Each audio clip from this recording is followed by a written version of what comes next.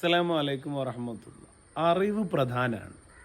പലപ്പോഴും മനുഷ്യൻ അറിവിൻ്റെ ആകാശങ്ങളെ കീഴടക്കുന്നുണ്ട്.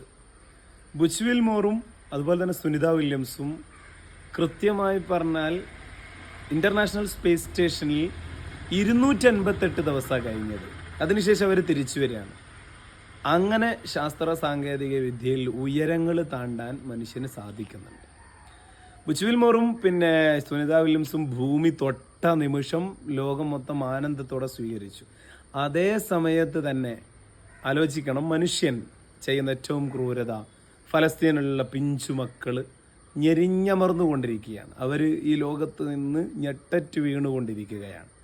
ഇതും ചെയ്യുന്നത് ശാസ്ത്ര സാങ്കേതിക വിദ്യയുടെ എല്ലാ ആയുധങ്ങളും ഉപയോഗിച്ച് തന്നെയാണ്. അപ്പോൾ അറിവിൻ്റെ ആകാശങ്ങൾ കീഴടക്കുമ്പോൾ മനുഷ്യനുണ്ടാവേണ്ട വിവേകവും തിരിച്ചറിവും നഷ്ടപ്പെടുകയാണ്.